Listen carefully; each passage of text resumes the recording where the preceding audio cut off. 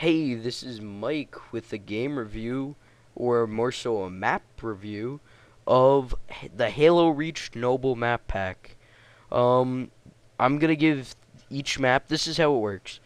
Each map I do a video on, I give it each a separate rating, then add it up and find the average rating for it. Um, this map is, I don't remember the name. I'm actually forgetting it right now. I don't know what it is. Um, but I give it a 9. It's a remake kind of Valhalla. It's it's change in terrain, but it's a lot like the old Valhalla. If any of you remember that, it was a really fun map. It was the replacement for Blood Gulch, and Blood Gulch is back now. So I guess they thought, hey, we didn't need Valhalla anymore, and they put it in here anyway. So this is kind of a remake of Valhalla. Um, if you played it, you know all that.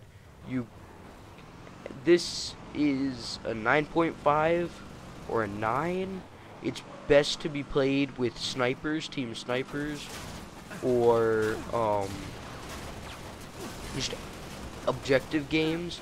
Games such as Slayer, like what I'm playing now, are not generally fun with this.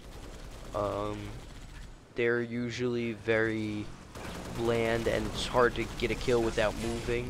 Like, it's hard to get a kill because if you move around too much, like, you gotta stay still to get a kill, basically. Like these guys over here, they're staying right on over in that area. Um, this game has a lot of the similarities as Valhalla, such as the jeeps on each side, the machine guns and towards the middle of the map, um, the gravity lifts on the sides, and the ridges and everything. It's very much like Valhalla, but a Reach version. You can see that there. There's the machine gun. You saw the Warthog before. There's the waterfall, which was in almost the exact same area in Halo 3. Also, like I said, there's the gravity lift, center of the thing. I don't really, center of the spire, I guess you could say.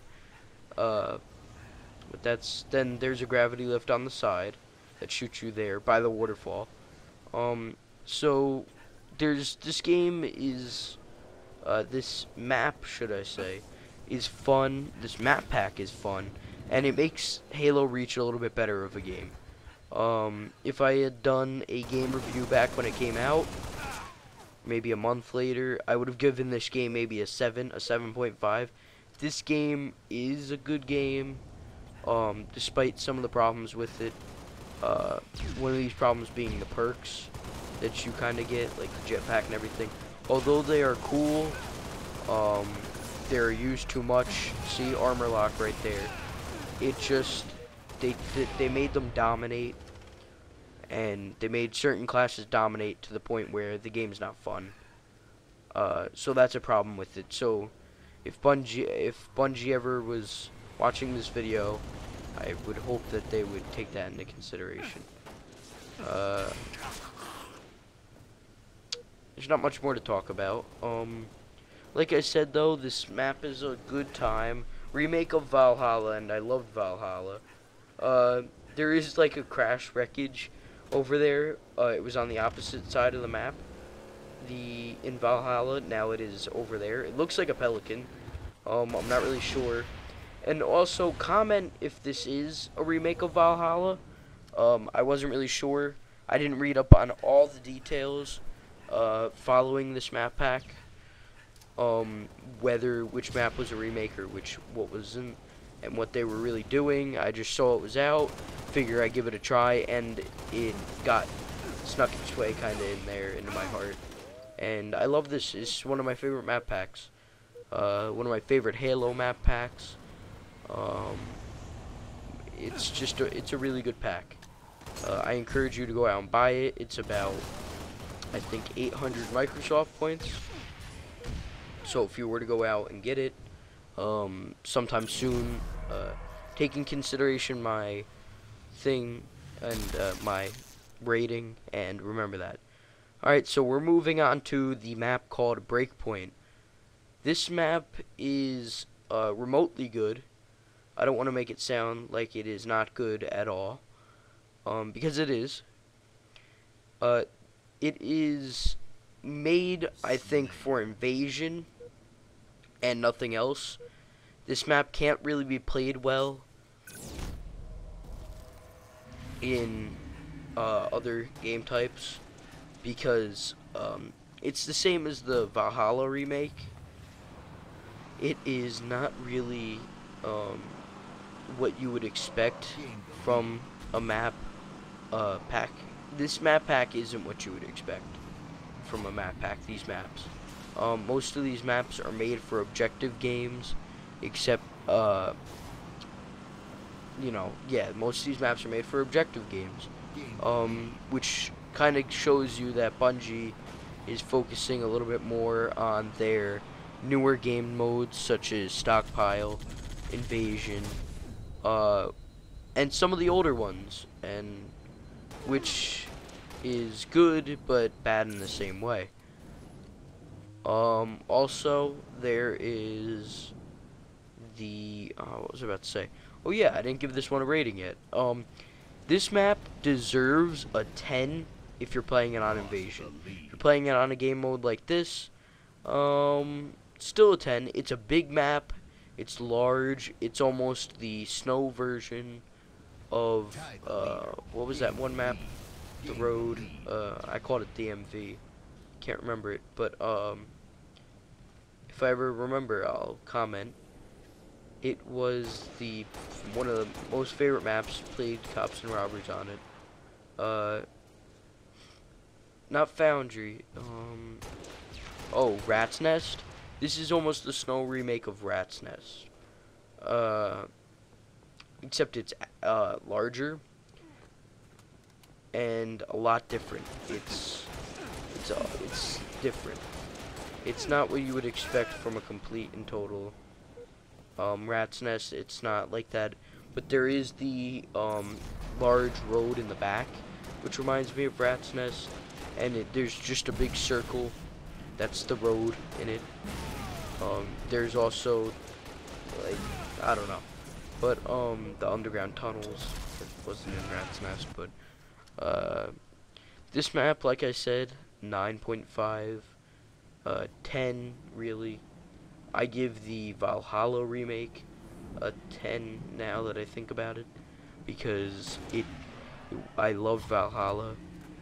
They really all deserve a 9.5. The next one I'll review, I don't think deserves a 9.5, but both these maps, the Valhalla remake, I'm just gonna call it that, and Breakpoint, both deserve high ratings for their malleability, which means they can be played on almost any playlist, except for certain ones. Those are, but it's still very malleable. And the next one we'll see. A lot of people are disappointed with it. I know I am, but the innovation for it is very cool. That was a fail right there, but the innovation for it is cool. How they did everything, and they did the space thing again. I'm gonna throw a little spoiler out there. They did the space thing. I don't know if you've seen the trailer for this map pack, but they did it where you could go outside the map again and fly around and zero gravity and all that stuff, which everybody loves until it's overused, right? Am I right? Nobody likes a map pack that's overused. I'll get to that soon. I don't want to like start talking about that when I'm still on here, because I have a lot of footage for the next one, and it's important that I get it and I show you. I don't know if anybody just was watching that, but that was really cool. I've never seen that before, except for Fails of the Week that Rooster Teeth does. If you ever watch that, you can get a chance to see some. They're really cool.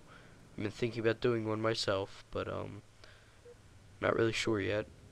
Alright, now we're moving on to Anchor 9. This map, well, number one, I'm playing Elite Slayer. Number two, this map is not, it is a good map. It is a good map. But it's not meant for what it's played on. It's played mostly on Team Deathmatch games or Team Slayer. It is a very, not clunky game, but it is a very small map. It can't really be played on a lot of other things. It can't really be played at all, I kind of feel. Their innovation with the space, again, is always amazing to see Bungie do that. I know I love it. That was stupid of me, but I know I love the space. I'm watching them do the space type thing, the zero gravity. I think that is really cool. But in the case of this map, it's very unstable, zero gravity, and very unsafe. You've only got a certain amount of places that you can go before it's like not obtainable. But like if you want to kind of dodge the enemy, it's either dodge, be killed, or kill yourself, because you're just gonna end up jumping out into space or back into the ship where there's gonna be a lot of enemies. Which is why they should have made the map a little bit bigger. That's one of the reasons why Heretic was actually good, because they saw how to do it. For some reason it's different with that. The space area in that is a little bit more contained, a little bit more maneuverable, and easier to just kind of, in general, like interact with. Stick. Also the main part of this map, and if you don't like this, I haven't given it a rating yet. I'm gonna give it the rating of an 8. Since I've played on the map before, but I think it is too small. I don't think it's got a good innovation, which brings it up a lot, but I think it is too small. I don't think it's got the right technique and physique. But if you don't agree with this and you really like the map, like I say with all my other reviews, give me good reasons why it should be the rating you're giving it. Same with the other maps, and I will be glad to go back and do another review on it using your rating.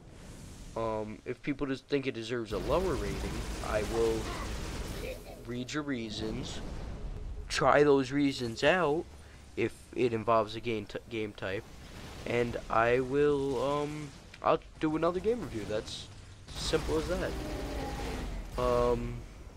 Since we're pretty much done here, I don't know that I'm forgetting anything. My next game review will be on, or my map review, since there aren't a lot of games coming out, will be on the Battlefield Bad Company 2 Vietnam maps, which is, well, we'll just save it for that.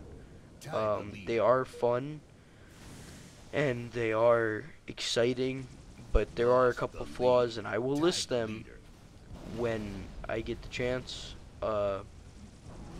Then Kyle, who did the video intro on our channel, he will be doing a Fable 3 review, I think, within the next week. He'll also be doing some other reviews, maybe the game Splatterhouse. I know that's a little bit late, but and a couple others. I forgot to melee there. Not really sure what he'll be doing, but he'll be doing some.